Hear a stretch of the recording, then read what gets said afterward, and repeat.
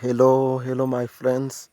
Hello, my dears. Welcome here. I'm Teacher Foster. We are going to learn English and Kinyarwanda. Come. A plate, isahani. A plate, isahani. A spoon, ikiyiko. A spoon, ikiyiko. A fork, ikanya. A fork, ikanya. A basket, agasakoshi. A box, agasanduku. A road, inzira cyangwa umuhanda. A street, akayira cyangwa umuhanda nanone. A bridge, ikiraro. A building, inyubako. A market, isoko. A market, isoko. A roads, umuhanda. A street, inzira.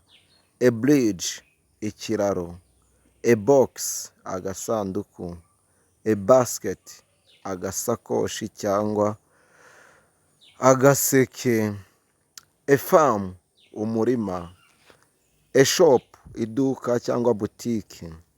A garden, ubusitani cyangwa jaride. A field, umurima. A park, parike. A zoo, parike y'inyamaswa cyangwa aho inyamaswa nyinshi ziba. A zoo, aho inyamaswa ziba. A farm, umurima. A shop, iduka cyangwa botike. A garden, umusatsi. A news, amakuru. Newspaper, ikinyamakuru. News, amakuru. A newspaper, ikinyamakuru. A letter, ibaruwa cyangwa inyandiko. Email, an email, email. A message, ubutumwa. A message, ubutumwa. Wibuke gukanda subscribe kugira ngo dukomeze kwihugura mu rurimi rw'icyongereza. Njye ndi Teacher Faustin, niyemeje gukomeza gufatanya namwe kugira ngo twunge ubumwe mu rurimi rw'icyongereza, kandi nibyo bituma dukomeza gushyiraho amavideo mashyashya. A story, inkuru. A word, ijambo. A sentence, interuro. A language, ururimi. A voice, ijwi. Voice, my voice, ijwi ryanjye. An idea, igitekerezo. A plan, gahunda cyangwa se igenamigambi. A dream, inzozi. A work, akazi cyangwa se umurimo. A power, imbaraga cyangwa se ingufu. A power, imbaraga. An idea, igitekerezo. A strength, ubushobozi. A weakness, intege nke. A success, intsinzi. A failure, kuneshwa cyangwa gutsindwa. A future, ahazaza. A future, ahazaza. Good future, ahazaza heza. Good future, ahazaza heza. Mwibuke kudushyigikira mukanda subscribe. Mushobora gukanda like kugira ngo mbone ko tubana neza, ariko mushobora no gukanda comment mukatubwira ikibari ku mutima.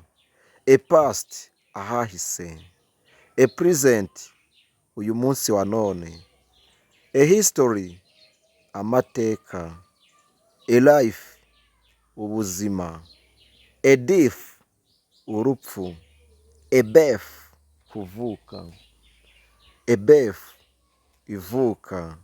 A death, urupfu. A life, ubuzima. A history, amateka. A marriage, ubukwe. A marriage, ubukwe. A family, umuryango. A family, umuryango. A parents, umubyeyi. Parents, ababyeyi. Parent ni umubyeyi umwe, mama cyangwa papa. Parents ni ababyeyi bombi bose. A son, umuhungu. A son, umuhungu wanjye cyangwa se wawe. a doctor umukobwa, a daughter umukobwa, a wife umugore, an uncle marume cyangwa data wacu, an auntie nyirasenge dukunze kwita shangazi, an auntie, a cousin mubyara wanjye, a cousin mubyara, a nephew umwishywa w'umuhungu, nephew umwishywa w'umuhungu, nymphu nephew, a niece umwishywa w'umukobwa, a niece umwishywa w'umukobwa, a niece umwishywa w'umukobwa, a friend inshuti, a neighbor umuturanyi, a neighbor umuturanyi, a teacher mwarimu, a teacher umwarimu. Mukomeze kudushyigikira mukanda subscribe, like and share and then comment.